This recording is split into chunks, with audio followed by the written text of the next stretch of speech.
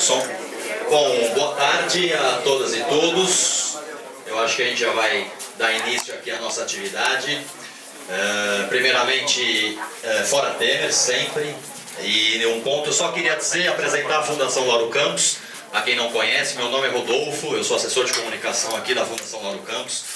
Infelizmente, o Francis, nosso secretário de Relações Internacionais do PSOL, não poderá vir fazer a mediação, que seria ele que faria a mediação, então eu vou fazer a mediação dessa atividade. Vou chamar a mesa, apresentar a mesa aqui. Pela direita ou pela esquerda do auditório, Pedro Charbel, ele é coordenador latino-americano do Comitê Nacional Palestino do movimento BDS, que é Boicote, Desinvestimento e Sanções. A Yara Hatz, que a princípio seria a Soraya, mas ela infelizmente não pôde também participar. Convidamos e agradecemos a Yara a presença, que é pedagoga e ativista israelo-brasileira. O Bruno Bimbi, que é jornalista, assessor do mandato do Jean Willis, no Rio de Janeiro, e tesoureiro, né, do PSOL municipal ou estadual? Do estadual. E o Michel German, que é do Núcleo Interdisciplinar de Estudos Judaicos e Árabes da Universidade Federal do Rio de Janeiro. Né? Agradecer muito a presença de todos nessa atividade. E a Fundação Lauro Campos, para quem não conhece, é a fundação vinculada ao Partido Socialismo e Liberdade, ao PSOL. Todo partido político tem, por lei, a obrigação de ter uma fundação de promoção de debates, pesquisas, estudos. Essa é a nossa fundação. Esse espaço aqui é um espaço relativamente recente nosso. A sede aqui em São Paulo foi inaugurada em junho do ano passado. Ela tem recebido diversas atividades, diversos eventos. Já convido a todos a entrarem na nossa página do Facebook, a entrarem na nossa página na internet. Informo também das nossas publicações, né? Inclusive na cozinha aqui, avisando as questões de ordem prática. Temos água na cozinha, tem um banheiro aqui atrás, um outro banheiro próximo também. E tem as revistas, a última revista, Socialismo e Liberdade, que a gente edita, de distribuição gratuita, algumas publicações, etc. Enfim, também peço a todos que conheçam a Fundação Lauro Campos e ajudem também na divulgação das nossas atividades. A proposta apresentada à mesa, a proposta é a gente iniciar com 15 minutos de fala para cada um dos convidados, né? E ao final a gente abre para o debate, mesmo com os presentes. A proposta também inicial é você ter 3 blocos de questões com 3 perguntas para responder. Eu acho que é uma dinâmica que funciona bem, né? E depois uma rodada final de encerramento. Conversando aqui com a mesa antes do evento, a Yara Hatz vai iniciar a sua participação aqui. A proposta também é de 15 minutos, Yara. Eu lhe aviso quando lhe faltar 5 minutos. Pode ser? Então tá bom. Obrigado a todos e todas e que tenhamos uma boa atividade. Oi, boa noite. Primeiro eu queria agradecer o convite. Dizer que é uma pena que a Soraya não pôde vir. Eu estou um pouco nervosa. Eu sou pedagoga, eu trabalho com crianças e adolescentes, basicamente, mas trabalhei já com formação de professores também. Eu trabalho numa escola democrática, que fica aqui perto, que chama Escola Politeia, que trabalha com uma educação ativa, com participação dos estudantes, só para dar uma geral de quem eu sou.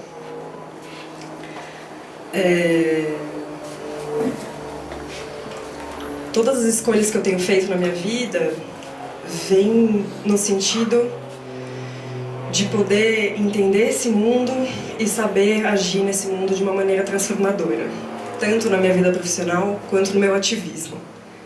Então a minha fala vem nesse sentido da busca de um caminho, de uma ação que seja verdadeiramente transformador do discurso hegemônico aqui no Brasil em relação à questão palestina.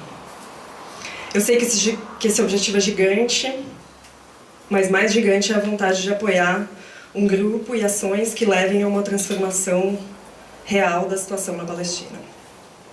Eu falo para vocês hoje como judia, israelense e brasileira, em solidariedade à causa palestina. Esse lugar não é fácil. Eu demorei bastante tempo para tomar uma posição pública.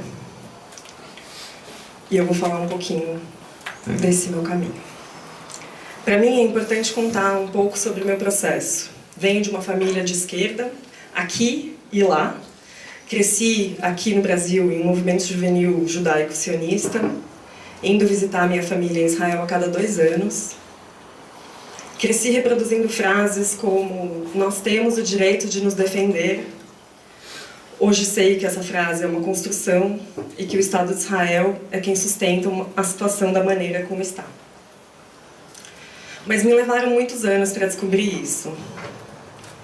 Para descobrir, por exemplo, sobre como se deu o que a gente, dentro da comunidade judaica, chama de independência de Israel, que os palestinos chamam de Nakba, né, que foi a expulsão de muitos palestinos da terra para fazer espaço.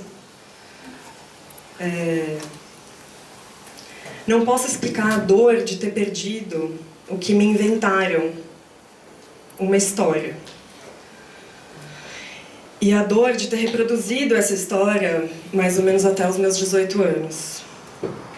Eu nasci em Israel, eu vim com 5 anos para cá, e quando eu tinha 18 anos eu fui fazer faculdade de Química lá, em Jerusalém. Eu fiquei de 99 a 2002, vivi o começo da segunda intifada lá, em 2002, quando eu decidi voltar para o Brasil. Eu tô com um blog agora que eu contei lá uma história recentemente sobre eu ter estado em um atentado suicida e as repercussões que isso teve na minha vida, mas eu não vou entrar aqui em detalhe, se alguém quiser ler, leia lá no blog. Eu conto isso para vocês entenderem um pouco que hoje eu sei como se constituiu o Estado. Hoje eu sei como ele se sustenta. E é para que outras pessoas entendam isso que eu trabalho. É nesse sentido que tenho construído meu caminho de ativismo. Escolho ações e iniciativas que seu objetivo principal é trazer conhecimento sobre o que acontece lá e desfazer bagunças de informações e argumentos que o discurso nacionalista israelense promove. Eu estou sempre atenta aos chamados palestinos de solidariedade. Tenho falado muito com amigos sobre isso, sobre o que significa me colocar publicamente. Se por um lado não posso mais me calar, preciso agir cada vez mais, uma vez que sei. Por outro, significa rompimentos com familiares e amigos de longa data, que ainda não conseguem me ouvir. Talvez por eu não conseguir achar uma forma de comunicar o que eu quero. Desde 2008, estudo intensamente a história palestina e a situação atual. Tentei encontrar grupos de judeus que pudessem conversar comigo sobre o que estava descobrindo, mas os que encontrei ainda estavam justificando coisas que eu não posso, nem quero mais justificar. É bastante complexo explicar o que isso significa. Se quiserem, depois eu tento mais. Tive a sorte de passar, cada um à sua maneira, mas por esse processo junto com meu irmão, que em 2012, por iniciativa dele, a gente abriu uma ONG aqui no Brasil, que chama FIP Brasil, com mais alguns conhecidos. E finalmente eu consegui achar uma forma de ação mais concreta que fazia sentido para mim. A FIP é uma organização que existe na Europa e nos Estados Unidos, e sua principal ação é uma viagem que acontece uma vez por ano, e que leva estudantes universitários para conhecerem a situação em loco. Temos 10 dias intensos de palestras e tours políticos. Tentamos mostrar todas as formas de controle e opressão do Estado. E como a própria variedade nessas formas é uma estratégia de dividir a luta do Estado de Israel também. O principal objetivo da FIP é trazer informações sobre a situação lá para o Brasil. E quem sabe ajudar a mudar o discurso hegemônico aqui. Nesse processo, eu fui para os territórios palestinos ocupados pela segunda vez. Porque em todos os anos que vivi lá, nunca havia ido conscientemente. Então tem vários lugares onde são territórios palestinos ocupados, mas que parecem Israel e você nem sabe que você está atravessando. Então, fora esses momentos... Lá eu conheci organizações e pessoas incríveis que trabalham com a situação. Vi com os meus olhos tudo que eu havia estudado e o poder de transformação que a viagem que realizamos tinha. No começo de 2015, aconteceu a campanha Tropicália Não Combina com Apartheid, e foi a primeira vez que eu escrevi com a minha própria voz alguma coisa pública, apoiando a campanha do BDS. E aí o que aconteceu comigo foi uma avalanche de reações super violentas no meu Facebook, me chamando de antissemita, pessoas dizendo que eu tenho que me envergonhar pelas minhas opiniões. Algumas, poucas, mornas, né, dizendo: ah, eu não concordo com você, mas você tem o direito de pensar diferente. Mas assim, de muitas pessoas que me acompanharam na minha juventude e infância. Acho que me preparo para isso há alguns anos, estudando, tendo certeza do que estou falando. E essa chuva de violência que acontece em relação a mim, para mim, é sempre bom lembrar de que é pequeno perto do que está acontecendo lá.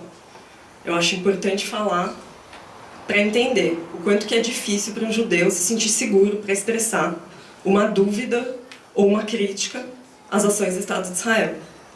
Eu comecei a perguntar na adolescência, e muito mais durante a segunda intifada. Recebi respostas prontas, tanto de familiares quanto de amigos, muitas vezes iguais, palavra por palavra, que me causavam bastante estranhamento. Algumas explosões efusivas de medo e raiva. Não é fácil romper um padrão, não é fácil questionar.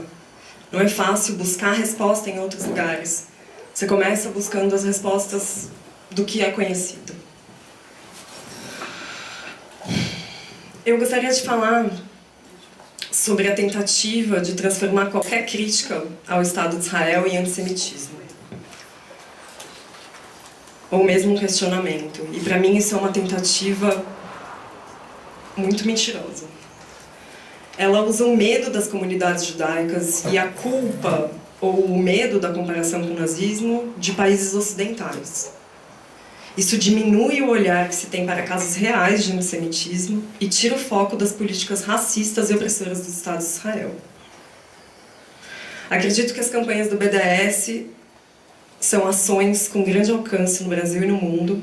É um chamado palestino de apoio, de boicotar o Estado de Israel, até que ele cumpra com 3 exigências: acabar com a ocupação e colonização ilegal dos territórios e a derrubada do muro, garantir direitos fundamentais dos árabes palestinos cidadãos de Israel e equidade de direitos para todos os seus cidadãos, e reconhecer e implementar o direito de retorno dos refugiados palestinos, como estipulado pela Resolução 194 da ONU.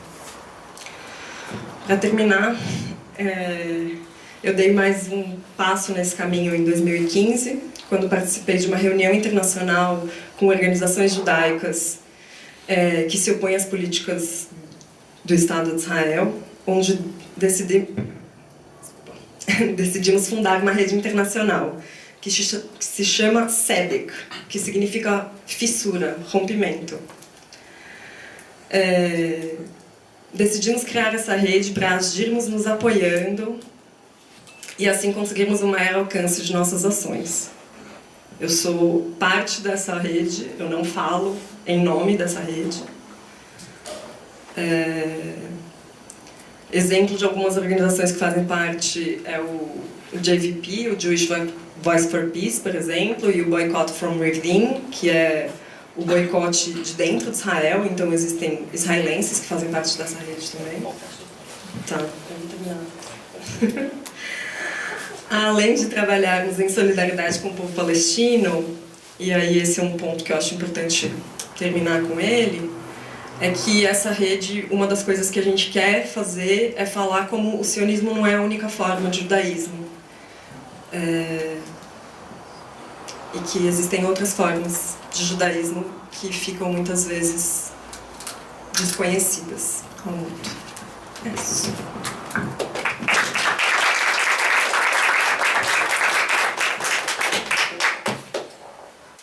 Agradecer muito a Yara Hatz. Pela sequência, o Bruno, então, faz a sua fala. Por favor, Bruno, 15 minutos e aviso faltando 5. primeiro lugar, eu queria agradecer e parabenizar a Fundação Eurocampus.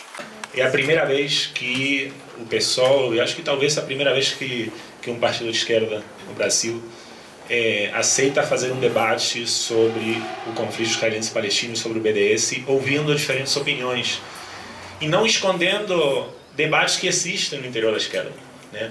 De certa forma, esse debate é consequência de uma polêmica que aconteceu no ano passado, no início do ano passado, quando o deputado Jean Willis decidiu aceitar um convite para visitar Israel e Palestina. Eu fui uma das pessoas que acompanhou o Jean, eu sou assessor e amigo do Jean, fui uma das pessoas que acompanhou essa viagem, que foi uma experiência muito interessante para mim, para todos nós. E a nossa ideia era que existia a necessidade de estabelecer um diálogo com a esquerda palestina, com a esquerda israelense. E a gente sofreu ao longo dessa viagem um ataque muito forte nas redes sociais, na imprensa, dentro do próprio partido, de setores que apoiam o BDS e consideravam que a gente não deveria ter aceitado sequer participar da viagem, né? E eu tenho a impressão de que, de certa forma, o BDS acaba funcionando como uma espécie de cordão sanitário de uma narrativa, né? Porque impedindo a possibilidade de estabelecer o diálogo entre setores da esquerda brasileira ou de outros países com setores da esquerda palestina e da esquerda israelense, o que a gente perde é a possibilidade de se relacionar com a complexidade do conflito, né? Se relacionar com a complexidade, com a diversidade da sociedade israelense e da sociedade palestina, né? E adotar, de certa forma, um discurso único, uma narrativa única, em que tudo é muito simples. Você tem, de um lado, os mocinhos e do outro lado, os bandidos. E você tem que tomar partido por um lado ou pelo outro. Essa solução parece muito simples, né? Mas ela não ajuda de forma alguma a pensar soluções para o conflito israelense-palestino. E ele acaba, de certa forma, colocando cada um de nós em posições que realmente não são as nossas, né? Porque parece, então, que ou você tem que ser... ao longo da viagem, a principal acusação que a gente recebeu nas redes sociais, no Twitter, no Facebook, em várias matérias que foram publicadas em diferentes veículos de comunicação vinculados à esquerda brasileira, era a acusação de que o Jean era sionista, né? Eu, inclusive, fui chamado numa matéria, não lembro agora de qual portal, como o assessor sionista do Jean Willis, né? E eu me perguntava naquele momento o que isso significa, né? O que significa ser chamado de sionista. Então, por exemplo, se ser chamado de sionista significa ser aquilo que está na narrativa sobre o sionismo de certos setores da esquerda pró-palestina, né? Então, por exemplo, você pode recorrer a última campanha na Venezuela, entre Hugo Chávez e Henrique Capriles, quando Chávez ainda era vivo, né, era presidente da Venezuela.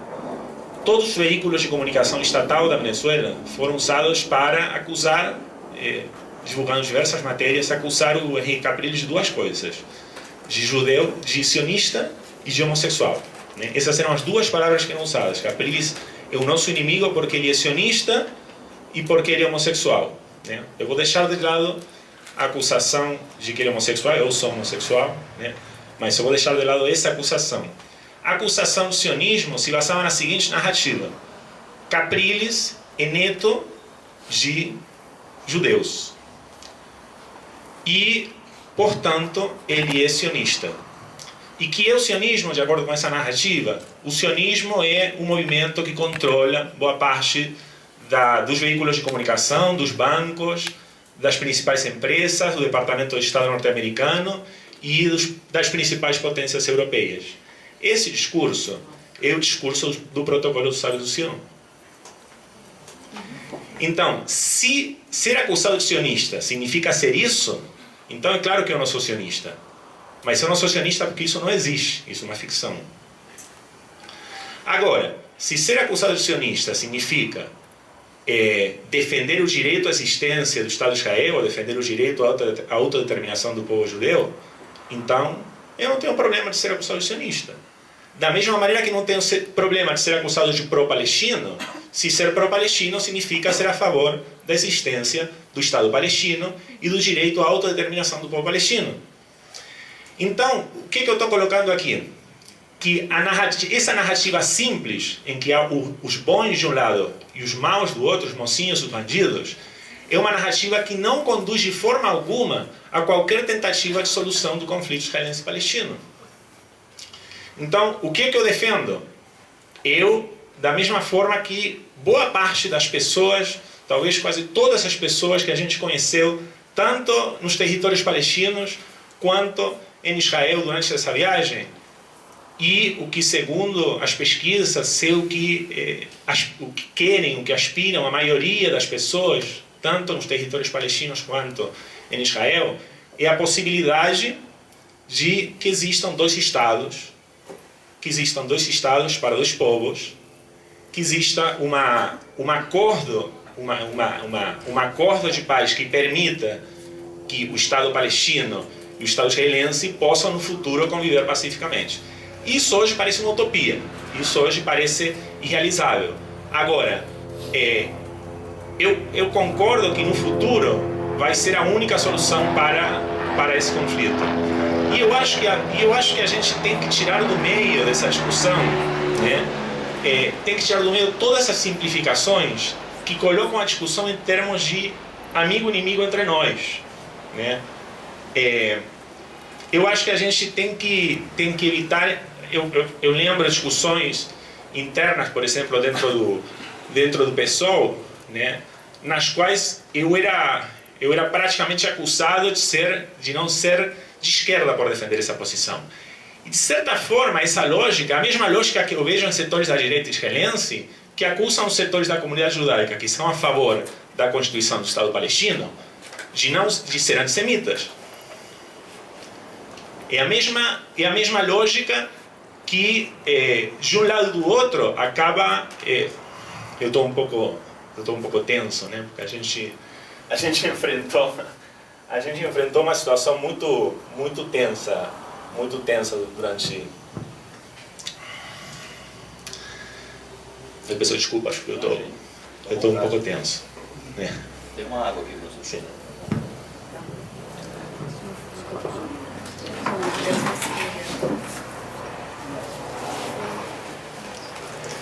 Vou continuar depois.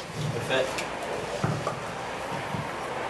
Michel, você quer dar sequência então? Pode ser? Eu vou continuar. Eu fiquei um pouco tenso, porque a gente viveu ao longo do último ano uma situação muito difícil, né? Não, aproveitando isso, eu acho importante até o Bruno ter falado isso, que é o seguinte, mesmo o espaço aqui do PSOL, o Bruno é filiado ao PSOL, etc. E é importante ter claro aqui que, antes de tudo, todos, e creio que boa parte dos que estão aqui, comungam de muitas das coisas por sermos, inclusive, de esquerda, que estamos no mesmo partido, somos do mesmo partido. Isso não implica não haver divergências de determinadas visões, etc. Só que se nós não tivermos esse espaço fraterno, de debate, de divergências dentro do nosso próprio campo da esquerda, daí a gente vai ter muita dificuldade de avançar em determinadas questões, e não só nesse tema, em vários outros. Então, tudo sempre se fala muito, o grande problema da esquerda é só fragmentação. Todo mundo ouve isso, e de fato é.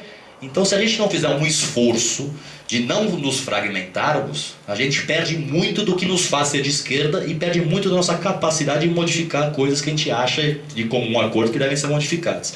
Tudo isso para dizer que, assim, é o espaço da fraternidade e da camaradagem e o debate vai se dar assim, o que não implica não ter posições diferentes, visões diferentes e não concordâncias, né? Um debate não é necessariamente feito para se concordar, mas é para se explicitar discordâncias com os pontos e, enfim, vamos abrir depois ao plenário e vamos avançar, mas é para ficarmos todos tranquilos. Até eu fiquei nervoso agora.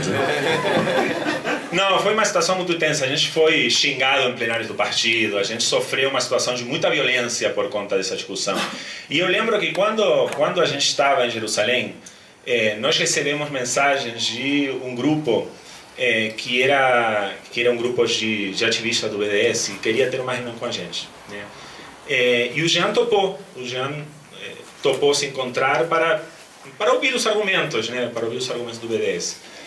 E o principal argumento que foi colocado nessa discussão foi a ideia de que... O que eles falaram para a gente? Eles falaram: vocês estão sendo vítimas da propaganda sionista, né? Vocês estão sendo vítimas da propaganda sionista pelo fato de vocês serem ativistas homossexuais.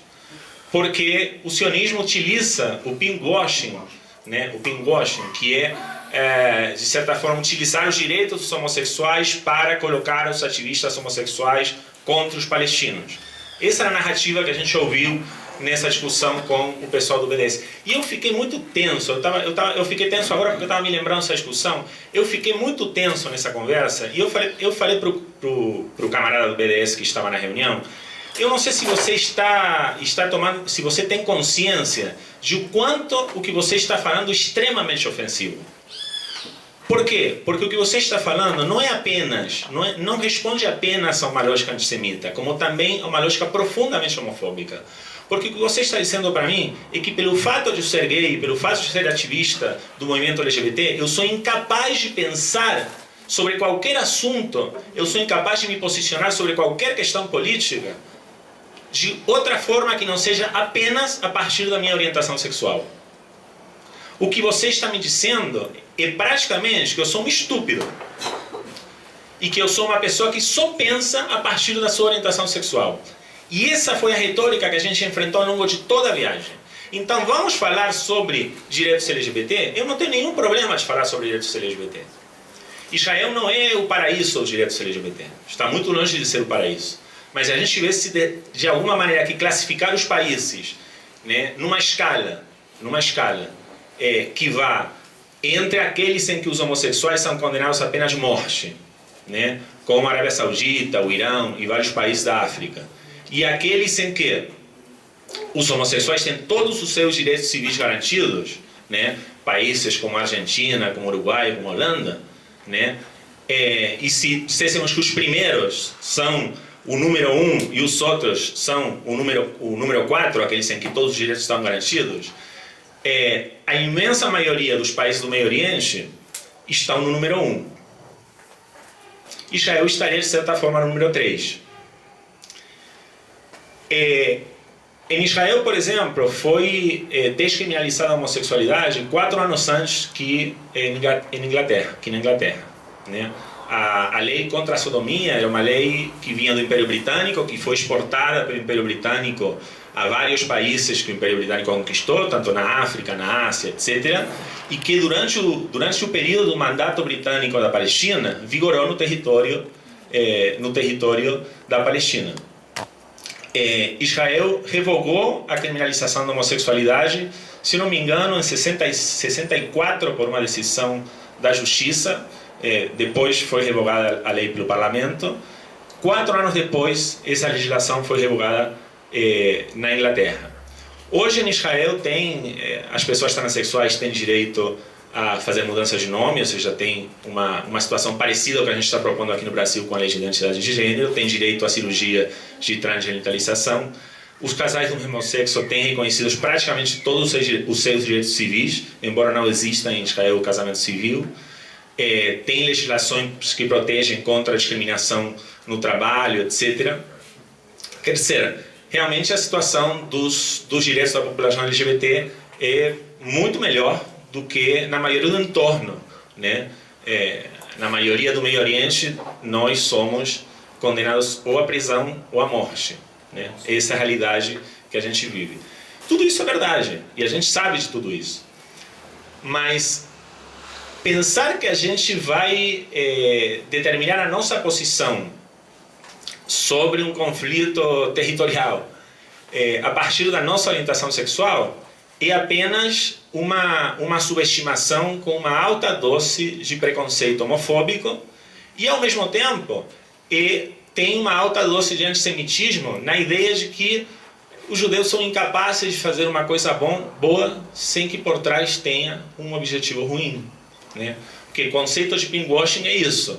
Qualquer coisa boa que seja feita, por trás tem algum objetivo malvado, né?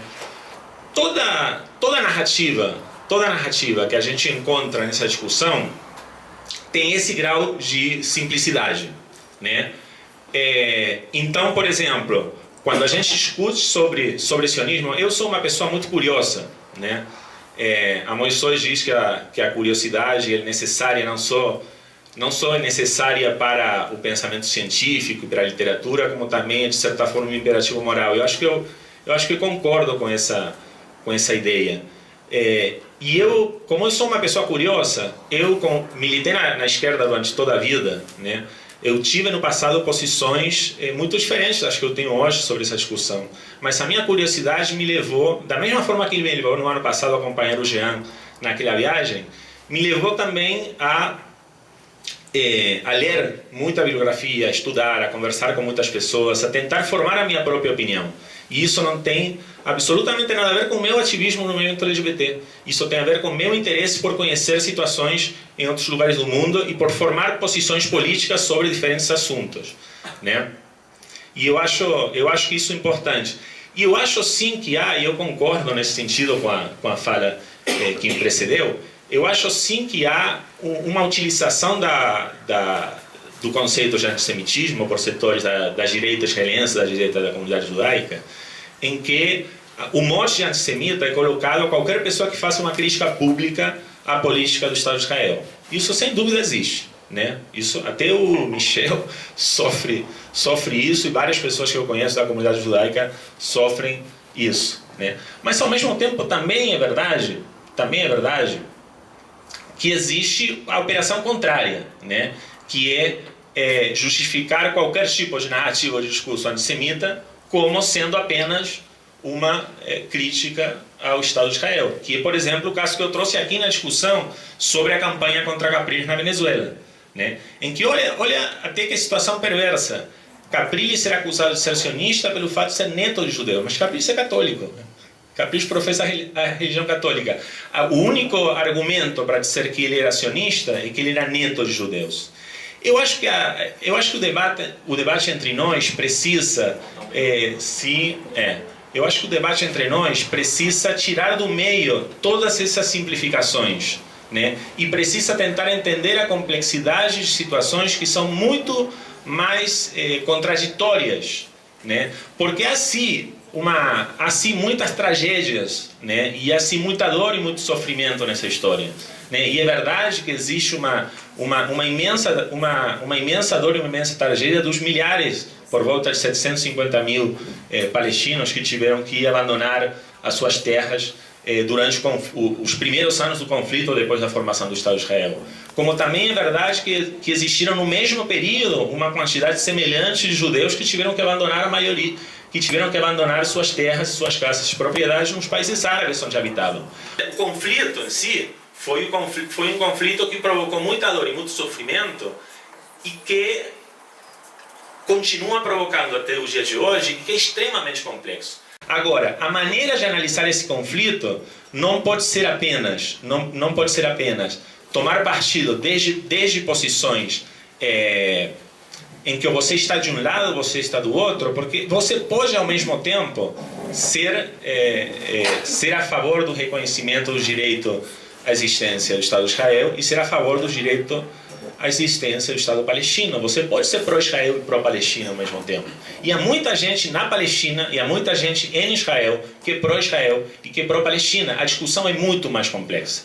Então, eu acho que o que é necessário na esquerda é aprofundar a complexidade dessa discussão e deixar essa lógica de ficar nos acusando e gritando e xingando, como eu vi ao longo do último período, nesse processo que por fim chegou a esse debate que eu acho muito interessante e que eu espero que seja não o ponto de chegada, mas o ponto de partida para uma mudança na maneira em que a gente vai debater sobre esses assuntos, ouvindo o outro e tentando sair dessa narrativa fechada, simplista, de mocinhos e bandidos, e tentar encontrar juntos qual é a nossa intervenção, qual a nossa possibilidade de intervenção, qual a posição que a esquerda em diferentes lugares do mundo pode ter como possibilidade de intervenção para contribuir à solução do conflito. Obrigado.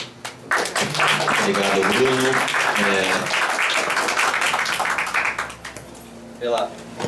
Vou dar sequência aqui, então, ao passar a palavra ao Michel, como tínhamos combinado. E, novamente, lembrando, 15 minutos, claro, teve a interrupção, deu tempo a mais, 15 minutos, aviso quando faltar 5 minutos.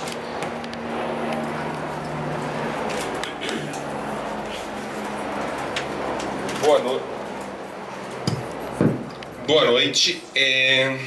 Eu não posso começar sem parabenizar e saudar a iniciativa do PSOL em organizar um debate que me parece que deveria já ter acontecido há algum tempo, não é? É um debate que acontece no subterrâneo, e esse debate interessa as pessoas que não estão dispostas, o debate do subterrâneo, a debater, e que finalmente alguém colocou na mesa, e foi o PSOL que colocou na mesa, e eu estou muito feliz em poder conversar dentro de um partido de esquerda, do qual eu não sou filiado, sequer militante, mas que eu acho que é de uma importância impressionante para os setores da esquerda ter esse debate de maneira aberta e fraterna, como está sendo feito aqui. Então eu estou muito feliz em estar aqui, e eu acho que o pessoal tem que ter orgulho de ter sido efetivamente o primeiro partido a trazer pessoas para conversar sobre. Eu acho que isso é importantíssimo e deve ser marcado daqui para frente como uma iniciativa que deve se repetir, e eu faço aqui, está sendo filmado, em outros partidos de esquerda, né? É uma espécie de desafio à esquerda discutir esses temas mais espinhosos sem medo. Sem medo. Eu sou historiador e antropólogo,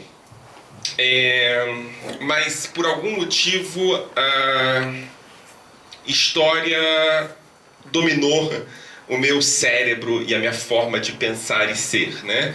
Antropologia, você tem aquela questão de se colocar no discurso, o que é extremamente interessante e rico. A história, em algum sentido, ou pelo menos as correntes às quais eu me relaciono na história, veem a possibilidade de colocação da pessoa no discurso com uma certa desconfiança. E por isso eu morro de inveja da Yara e do Bimbi, que começam a narrativa a partir de uma colocação muito séria e muito pungente da sua história pessoal, tá? Eu vou tentar começar a partir dela. A preparação o que eu tinha preparado para falar não tinha nada a ver com isso, mas eu acho importante. Eu chamaria em outros ambientes de falácias, mas eu não vou falar isso aqui não. Eu vou falar de freagem de arrumação. Eu queria propor que nós fizéssemos algumas freagens de arrumação nesse debate. A primeira freagem de arrumação, Yara, tem a ver com a tua história pessoal. Essa semana foi talvez uma das semanas mais difíceis da minha vida adulta. Eu fui constantemente acusado de antissemita. Eu fui acusado de inimigo dos judeus. Eu fui acusado de inimigo de Israel. Eu fui acusado de mentiroso compulsivo, de comunista, de antisionista, and you name it, tá? É extremamente importante que vocês saibam disso. Eu não sou antisionista, não sou antissemita, e sou sionista, a partir de lógicas bem específicas. Isso não impede que setores da, eu diria, extrema-direita sionista e alguns setores da própria direita sionista vejam pessoas que criticam políticas de Israel como antissemitas. E acusar um judeu de antissemita é profundamente dolorido para quem é acusado e para a sua família. Ser acusado de antissemita é ser acusado de algo que é insuportável para você. Talvez a coisa mais insuportável para mim seja um antissemita. E ser acusado disso é terrível. E não sou eu alguém que imagina que a existência de Israel deve ser reavaliada, ou imagina que deve ser feito um boicote à cultura ou às artes em Israel, ou imagina que o movimento sionista é todo ele um movimento extremamente negativo. Muito pelo contrário. Nesse sentido, essa crítica a quem critica Israel não está relacionada somente com os militantes pró-BDS.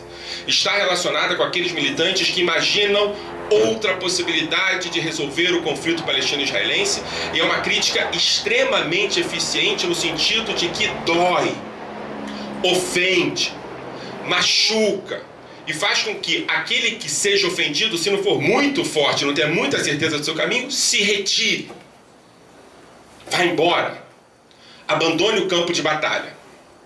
E a pior derrota para quem nos ofende é quando decidimos permanecer no campo de batalha. E aí eu aviso que eu vou ficar.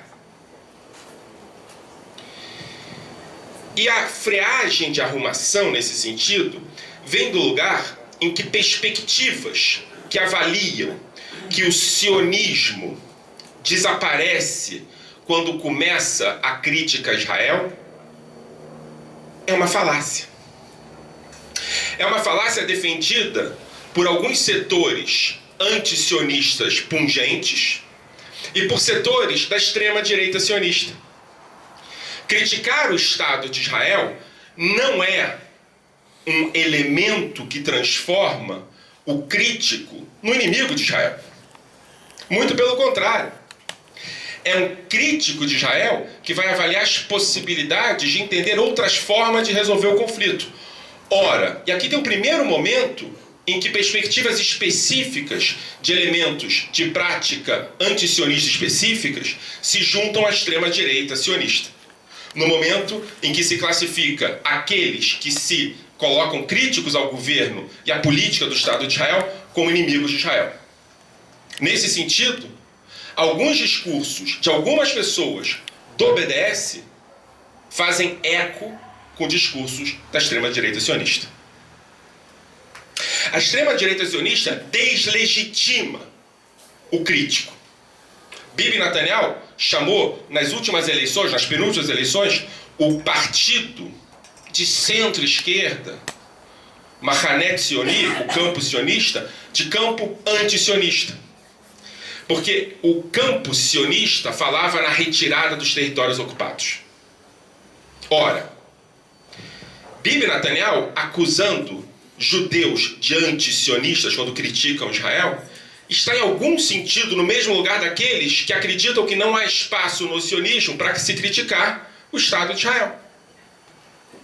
Ademais, a segunda freagem de arrumação, que eu diria aqui, é, que o Bibi já muito bem colocou, a ideia de que ser contra a ocupação dos territórios e a opressão que os palestinos da Cisjordânia e de Gaza sofrem significa, em última instância, ser contra Israel.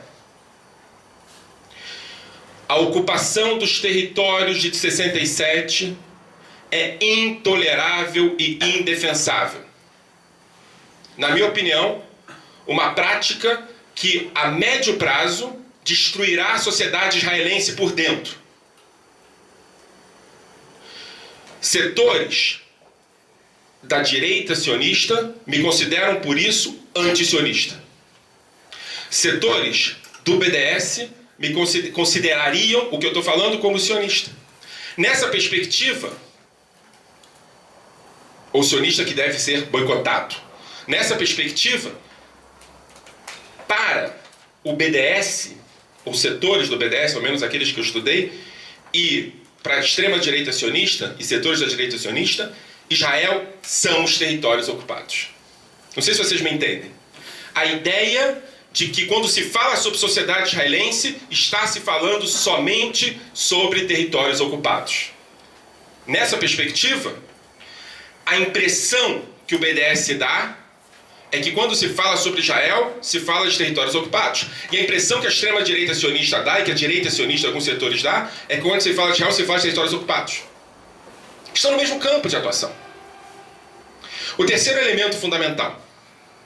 A extrema-direita sionista é a favor do boicote, da perseguição e do calar militantes pró-palestinos israelenses.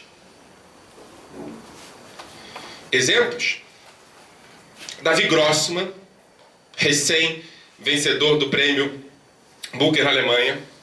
Amos Oz, o quase todo ano vencedor do prêmio Nobel. Cantores, artistas, intelectuais de esquerda. Todos eles são vistos pela extrema-direita sionistas como traidores do sionismo. Apesar da maioria esmagadora deles se considerarem sionistas. Pelo BDS, ou setores do BDS, esses homens e essas mulheres, Avinoam Anine, devem ser discriminadas por serem sionistas. Michel, falta um sim. Nesse sentido, essa perspectiva coloca no mesmo campo, e aqui tem um erro da esquerda, é um erro tático estratégico que, na minha opinião, é trágico. Coloca a impossibilidade da militância de esquerda sionista ser legítima pela esquerda, no caso o BDS, e pela extrema-direita, no caso a extrema-direita sionista. Esses homens, essas mulheres bravos que lutam por uma solução pacífica e negociada do conflito, são colocados por esse lado e por aquele lado como traidores. Há que se pensar aonde nós queremos chegar colocando gente como Amos Oz, Yehuda Goodman, Avinoam Anine, Amos Gittai, no campo de traidores. Nesse sentido, há que se pensar se a gente não está falando em uma falácia, se a gente não precisa de uma freagem de arrumação, se a gente não precisa colocar pessoas que acusam a ocupação de 67 como sendo a pior coisa que aconteceu para aqueles dois povos, como estando no mesmo campo ou não. Diga-se de passagem, esses homens e essas mulheres que eu citei aqui falam com alguma frequência sobre 47 e 48. Eu acho importante falar sobre 47 e 48, acho importante falar sobre 22 e 29, acho importante que vocês perguntem por que essas datas são importantes. Ninguém no campo da esquerda com a qual eu sou vinculado em Israel quer deixar de falar disso. E pode ser que haja uma percepção de que fomos todos enganados. Eu não fui enganado. Eu cresci acreditando na necessidade de se resolver questões produzidas por um processo histórico absolutamente complexo e cheio de nuances. E dizer que a solução para isso é boicotar pessoas como eu, significa colocar essa questão na mão de pessoas vinculadas com a não solução negociada do conflito.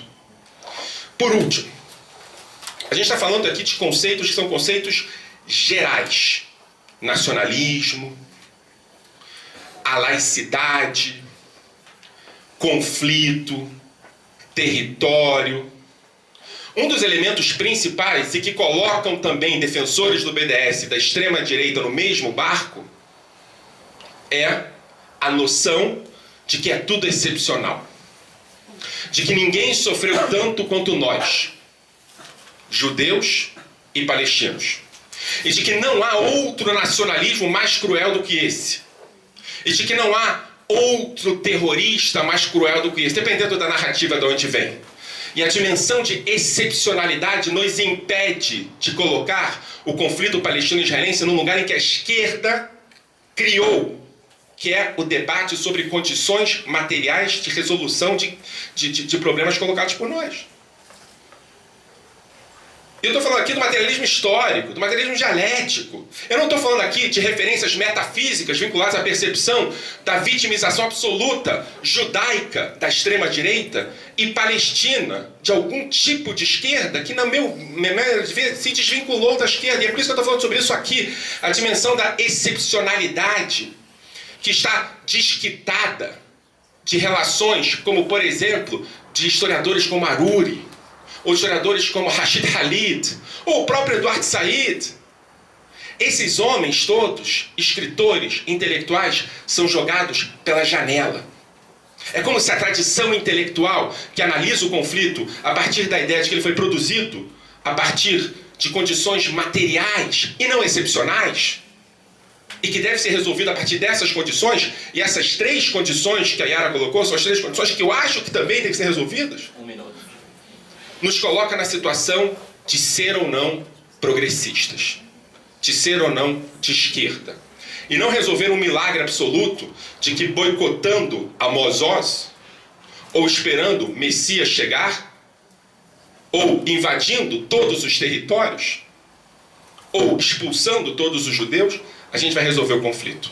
Eu acredito seriamente que um debate de irmandade, aberto, entre grupos das esquerdas, pode fazer essa freagem de arrumação e deixar claro para gente que até anteontem apoiava o boicote, que entenda que esse boicote sugere que a direita se fortaleça e que a esquerda perca força. Muito obrigado.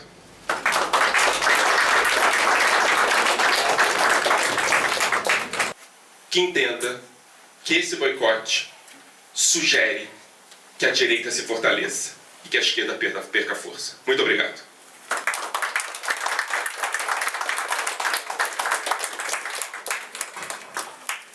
Bom, agradecer ao Michel. Só avisar quem chegou agora, há cadeiras aqui numa sala, quem tiver vontade, só pegar, colocar aqui fora, aproveitar que não está chovendo também.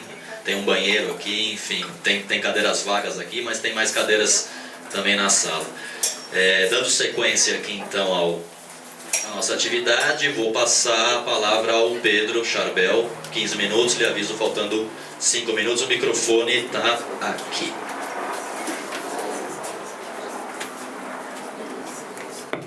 Obrigado, Rodolfo. Queria começar agradecendo a Lauro Campos, antes de tudo pelo compromisso com a luta palestina e o compromisso em avançar a solidariedade com o povo palestino no marco do BDS, e agradecer ao PSOL como partido institucionalmente que tem apoiado esse movimento historicamente, tem se somado não só assinando nossas declarações, petições, como ali nas campanhas mesmo, né? A gente teve grandes vitórias no Brasil já, poderia citar o querido companheiro Ivan Valente, Gianazzi.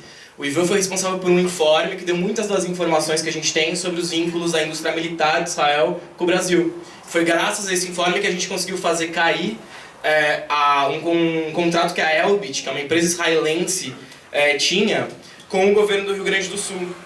A Elbit é a empresa que constrói o muro do apartheid, considerado ilegal pela Corte Internacional de Justiça, e produz os drones que foram utilizados na faixa de Gaza, inclusive em 2014. E é assim que o BDS trabalha, rompendo esses vínculos institucionais. Antes de vir pra cá, e o Gianazzi que eu citei, né, foi graças a ele que a gente conseguiu a informação sobre a Mekrot, a empresa israelense de água, que tinha um acordo com a Sabesp de cooperação para importar para o Brasil as tecnologias do apartheid de água da Cisjordânia. Quando eu falo apartheid de água da Cisjordânia, não sei o que eu estou falando, tá? A União Europeia, a ONU, né? Eu vou tentar falar um pouco de direito internacional, eu nem ia falar, porque eu acho que está faltando a gente falar de direitos humanos e direito internacional, porque não dá pra gente ter essa conversa. O debate sobre o sionismo eu acho interessantíssimo, inclusive adoraria ficar aqui conversando sobre isso, mas eu quero falar de solidariedade, de direitos humanos, como é que a gente se posiciona efetivamente com as condições materiais da realidade para resolver essa questão. É para isso que eu vim aqui hoje. E antes de eu vir para cá, eu estava numa reunião, eu tive que sair antes dessa reunião, e eu começo contando essa história porque vai ser a linha da minha fala. Era uma reunião com mexicanos e estadunidenses. Dos Estados Unidos tinha o pessoal do movimento de migração e o Black Lives Matter, que apoia o BDS, o movimento negro nos Estados Unidos. E o do lado mexicano, o pessoal que está lá também militando contra o muro do Donald Trump. Eles acabaram de voltar de uma delegação da Palestina. Por que eu estou contando essa história? Porque o movimento BDS, e eu vou tentar esclarecer aqui uma série de coisas sobre o que é esse movimento, como ele funciona, ele conecta as nossas lutas. Ele não é só um movimento de solidariedade com a Palestina, ele também é um movimento contra o muro do Donald Trump. Vocês sabiam que as partes do muro, que inclusive já foram construídas por outros presidentes dos Estados Unidos, foram construídas por empresas israelenses, como a Elbit, essa que eu citei, ou a G4S, que é uma empresa inglesa que atuava nas prisões de Israel, hoje em dia segue treinando a polícia israelense. Então, as nossas opressões estão conectadas no mundo. Hoje em dia existe esse processo de empresas e estados trocarem essas tecnologias. Eu vou falar um pouco sobre isso. Porque onde a gente vê violação de direitos humanos, é sobre isso que eu vou falar hoje, Israel vê oportunidade de exportar suas tecnologias, seus discursos. Tudo que desenvolveu muito bem. Para quem aqui já participou de ato, manifestação aqui em São Paulo, sabe quão efetivos são os guardiões, né, que a PM comprou. São muito bons para reprimir. Eu já tive que correr bastante, não sei vocês, acho que muitos aqui já. E eles vieram de Israel. Né? Então é disso que a gente está falando, de romper esse ciclo de cumplicidade, de fortalecer nossas próprias lutas. Mas antes de eu falar de tudo isso, eu quero começar falando do que é o chamado de BDS. A Yara falou um pouquinho, e agora, com a fala do Michel, também me ocorre até perguntar para vocês, assim, porque o chamado do BDS ele é muito claro, ele não fala de um Estado, dois Estados, não fala da destruição do Estado de Israel, não fala nada disso. Fala dos direitos básicos que têm que ser respeitados para qualquer solução que seja, dois Estados, um Estado, uma confederação, o que seja, né, que as pessoas ali se arranjem, como que essa solução pode ser justa, como que ela pode respeitar a liberdade, como que ela pode trabalhar nesse sentido. E aí que vem esses 3 direitos que a Era mencionava, que é o fim da ocupação. Então, ao contrário, Michel, do que você dizia, a gente não fala só da ocupação, é o contrário, a gente sempre luta para falar mais do que da ocupação de 67, para lembrar as pessoas que o povo palestino não está só lá na Cisjordânia e em Gaza. Eles são 20% da população de Israel, que não tem os mesmos direitos. E aí a gente pode falar das leis específicas que discriminam essas pessoas dentro de Israel. As vilas que não são reconhecidas institucionalmente por Israel e nelas não chegam serviços públicos. Os comitês de admissibilidade que vão decidir se o palestino pode não morar em certo bairro. As escolas do sistema de educação israelense que estão segregadas e o orçamento alocado nas escolas palestinas vai ser menor que nas escolas judaicas israelenses. A gente pode falar, tudo são fatos. Isso está muito bem documentado pela ONU, pelas comissões da União Europeia. Isso não sou eu, um ativista doido que estou falando, né? E o BDS faz questão também de lembrar que o povo palestino, a sua maioria, inclusive, não está lá, nem na Cisjordânia, nem em Gaza, nem dentro de Israel. Está na diáspora, está pelo mundo. São mais de 5 milhões de palestinos refugiados, que começaram lá pela mais da metade dos palestinos que foram expulsos em 1948 e hoje seguem aí. Esses palestinos, gostando-se ou não, têm o direito de retorno. E aí, de novo, é direito internacional, gente, assim... Coisas que o Brasil já assinou, entendeu? O direito internacional muito bem estabelecido. Tem poucas coisas, digamos, petras no direito internacional, principalmente no direito internacional das migrações e refugiados. E o direito de retorno é uma delas. E aí a resolução da ONU 194 reconsagra isso e fala que os palestinos têm que voltar e se eles não puderem voltar ou não quiserem voltar, têm direito à reparação. Então isso está tudo muito bem decidido. Então o que o movimento BDS faz é um grande consenso ao redor disso, para diminuir inclusive as fricções da própria esquerda palestina e israelense. Então há um grande consenso. Então, tem gente no movimento que é a favor dos Estados, tem gente no movimento que é a favor de um Estado. Mas está todo mundo consensuado que, seja qualquer for a solução, a gente tem que respeitar essas 3 coisas para ter justiça, igualdade e liberdade. Então a gente está falando da totalidade do povo palestino, que nesse sentido, aí na questão de bonzinho ou de mal, é olhar o que está acontecendo lá hoje, né? Não sei se vocês acompanharam o último relatório da ONU, que classificou o que Israel está fazendo como um regime de apartheid. Uma série de outros organismos internacionais já fizeram isso, inclusive Israel reagiu muito fortemente contra esse relatório, fez pressão, a relatora responsável se resignou da ONU, né? Isso saiu na mídia, não é surpresa, não é novidade para ninguém essas coisas que eu estou dizendo. Não à toa, um grande apoio para a Palestina vem da África do Sul, né, de pessoas que viveram o apartheid na África do Sul e vem não a mesma coisa em Israel. Muitos deles, eu digo para vocês que eu estive na África do Sul, conheci muitos deles, dizem que o que aconteceu lá é pior. O que está acontecendo em Israel é pior do que aconteceu na África do Sul. E aí a gente pode falar de pessoas um pouco idôneas, né, não é Pedro, é o Desmond Tutu, né, Nobel da Paz, lutou contra o apartheid, esse pessoal. Bom, dito isso, muito rapidamente, eu queria compartilhar com vocês algumas vitórias do movimento BDS, para vocês entenderem como o movimento funciona. Porque eu quero muito que a gente fale sobre isso, assim, como nós, na esquerda brasileira, podemos ser efetivamente solidários com a questão palestina. Estou falando de solidariedade efetiva. Porque declaração, discurso, tudo isso existe há mais de 70 anos. Assim. Isso não mudou nada. A gente viu que a situação está só piorando a cada dia. E o movimento BDS vem nessa lógica, de pegar aonde está o problema. Onde que está o problema? Eu estava mencionando as empresas, por exemplo. Tem uma grande indústria que mantém isso tudo. Gente, não é fácil construir um muro que Israel construiu. Esse muro, a Corte Internacional de Justiça disse que ele é ilegal. E disse mais que isso. Disse que os países que são signatários da 4ª Convenção de Genebra, de novo, direito internacional, como o Brasil, têm a obrigação de não ajudar a manter a situação criada pelo muro e as outras violações de direito internacional que Israel perpetra. Passou um ano dessa resolução, nenhum país mudou suas atitudes. O Brasil continuou tendo contrato com essas empresas. Aí, em 2005, os palestinos fazem esse chamado por solidariedade, dizendo, olha, pessoas do mundo, vocês, não palestinos. E aí a gente aprende muito com o que é solidariedade, porque é ouvir o oprimido. Eu, por exemplo, sou homem, né? Quem sou eu na luta feminista? Ninguém. Eu espero a diretriz do movimento feminista para dizer quando eu, enquanto aliado, posso ou não atuar ali. Não é assim? Não é isso que a gente tem amadurecido cada vez mais na esquerda brasileira? Os palestinos dizem pra gente, olha, vocês querem ajudar? E dizem pros israelenses também. A gente precisa que vocês rompam os vínculos de cumplicidade institucional. E aí, Michel, se algum dia te boicotou falando que é BDS, estava errado, viu? Ninguém vai te boicotar. Você não é objeto de BDS, não. Tô te contando isso, não sei se você sabe. Então tem que evitar pro BDS. Eu também tô aqui, eu tô representando a coalizão palestina que lidera o movimento BDS. Então tudo que eu tô falando aqui é a posição oficial do movimento BDS. Tá? Eu estou representando a maior coalizão da sociedade civil palestina, que reúne movimentos de mulheres, LGBTs. Eu não pretendo entrar em detalhes em relação à viagem do Jean agora, né? Mas cabe um parênteses aqui, que uma das coisas que eu fiquei muito chateado, inclusive eu até esperava que o Jean estivesse aqui nesse debate, eu queria falar isso pra ele, assim. Eu sou bi também, isso pra mim não muda nada, eu vou pra Palestina direto, entro lá, o Jean falou que não foi pra Hebron, porque ficou com medo de sofrer ataque homofóbico, isso não existe, ele deu entrevista, falou isso. E ele falou pra Folha que não existia movimento LGBT na Palestina, né? E que os palestinos não discutem isso. Eu fiquei muito triste por isso, assim, porque eu conheço muitos companheiros, inclusive organizações palestinas, que defendem os direitos LGBTs na Palestina, estão lutando contra a colonização, contra a ocupação, contra a apartheid, ao mesmo tempo que lutam pela liberdade dos seus corpos. E é isso que um verdadeiro movimento LGBT, que eu acredito, deveria fazer, né? Então, inclusive, esses palestinos estão aí na liderança desse movimento de boicote, lá, queers, assumidaços, né? Difícil imaginar uma pessoa como a Judith Butler, né? Judia, lésbica, grande acadêmica queer, dizer pra ela que o conceito de pinkwashing é homofóbico e antissemita. A Butler vai estar aqui em São Paulo, logo mais. Eu sugeriria que você levasse essa tese lá. Ela, não sei, vai te responder com muita complexidade, aliás, porque não sei se vocês já leram Butler, não é fácil ler a Butler, eu admito, eu tenho muita dificuldade de ler os textos dela. Se tem uma coisa que não é simplificada de dois lados, lá é a Butler, né? E é uma pessoa que apoia publicamente o movimento BDS e tá aí falando sobre isso. Mas bom, voltando às vitórias. A Elbit, fizeram esse contrato cair. Como que a gente fez esse contrato cair? Juntando todos os movimentos sociais do Brasil, partidos políticos, centrais, sindicais, as pessoas que iam ser afetadas pela militarização que a Elbit traz. Vou dar um outro exemplo recente do Brasil, a Mecrot, essa empresa de água, que faz o apartheid na Cisjordânia. Quando eu falo apartheid na Cisjordânia, a gente não é assim uma lei ilusória. É um cano azul e branco que passa em cima de uma vila palestina que não tem direito ao mesmo sistema de água. Estou falando de dois sistemas de água distintos por critérios étnico-raciais. Essa é a definição básica do crime de apartheid na ONU.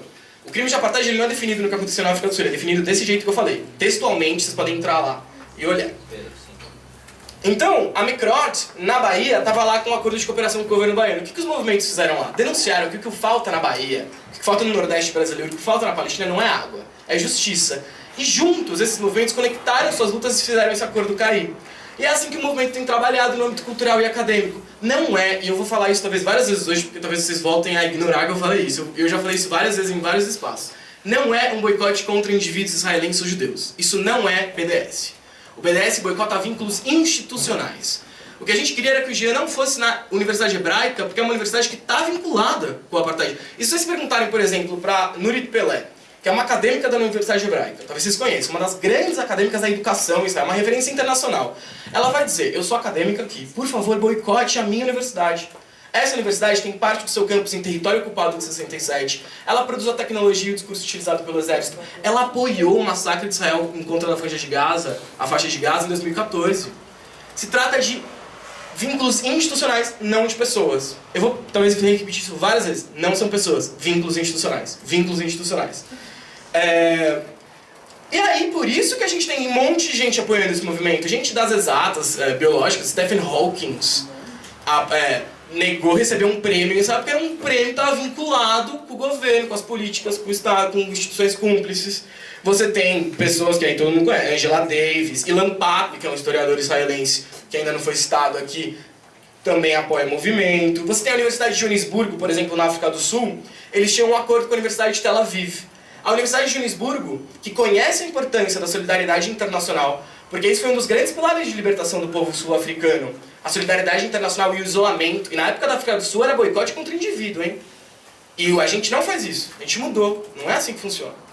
E eles sabem disso, tanto que a Universidade de Joanesburgo terminou esse acordo com a Universidade de Tel Aviv. E com isso fez uma grande pressão.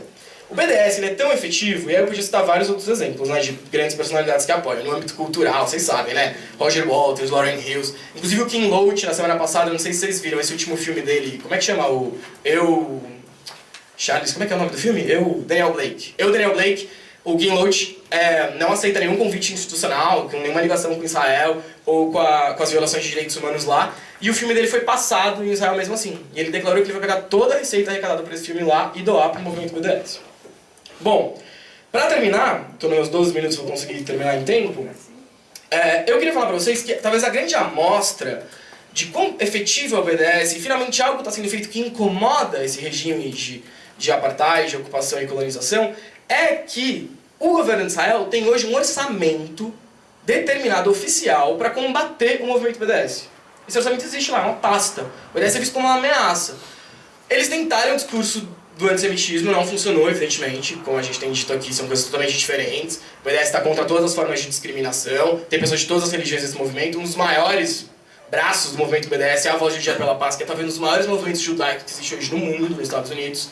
Então não funcionou, evidentemente. Então agora eles estão tentando criminalizar o movimento. Então estão bancando ações, na Europa, nos Estados Unidos, no Canadá, para criminalizar pessoas como eu. E não só isso.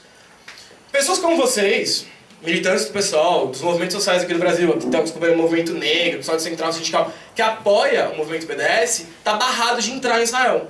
Inclusive, recentemente, eles já barraram judeus estadunidenses de entrar em Israel porque eles são apoiadores do BDS. Então, é esse o nível de reação que a gente está falando que o Estado está tendo.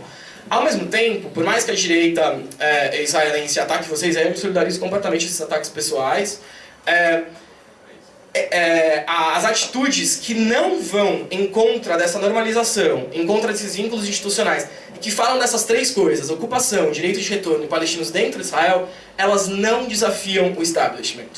E com isso eu termino citando aqui Paulo Freire, que é um cara que também está ameaçado aí de desvirar nosso patrono, né? O Freire faz uma diferenciação do que é a falsa caridade e a verdadeira solidariedade, na Pedagogia do Oprimido. É uma parte linda desse livro. E ele fala disso, né? Que muitas vezes o opressor estende a mão para o oprimido. Contanto que esse estender de mãos faça com que o oprimido continue estendendo a mão dele para sempre. Ele até fala dos condenados da terra nessa parte. Então que a verdadeira solidariedade é a gente tirar as condições materiais que fazem esse estender de mão ser necessário. E é isso que o BDS está fazendo. Qual que é a segunda coisa que o Freire fala? Que é ouvir o oprimido. Então quem melhor do que o oprimido para falar sobre a opressão? Então quem melhor do que os palestinos para dizer para nós, não palestinos, como ajudá-los nesse processo de luta por direitos humanos básicos, que são essas três coisas que eu falei. Para concluir, num mundo que globaliza a barbárie pelos estados e pelas empresas, a gente tem essa possibilidade, eu diria, esse dever enquanto esquerda, de internacionalizar a nossa resistência. A gente está prestes a lançar uma campanha contra os caveirões no Rio de Janeiro. Esses caveirões vêm em Israel. Vai ser uma campanha BDS junto com os movimentos das favelas do Rio. A gente está agora com essa campanha contra a empresa mexicana que constrói o muro do apartheid na Palestina, junto com os movimentos do México pelos direitos dos migrantes. A gente não está quebrando o diálogo, ao contrário. A gente está fortalecendo cada vez mais as conexões entre esses movimentos. Se os estados e as empresas globalizam a barbárie, a gente tem que internacionalizar a resistência. Isso quem diz são as Mães de Maio, que também são apoiadoras do movimento BDS. A gente está nessa junto, por justiça, liberdade e igualdade, e eu faço esse convite para vocês, para que o pessoal siga na solidariedade com a Palestina, aprofunde ainda mais o seu compromisso, e juntos a gente vai romper os vínculos de cumplicidade institucionais com essas violações de direitos humanos, para não ver nossos impostos bancando a opressão, a colonização e o apartheid por lá, lutando nossas lutas, lutando nossa luta aqui, descolonizando nossa solidariedade, descolonizando a esquerda. Muito obrigado. Obrigado, Pedro.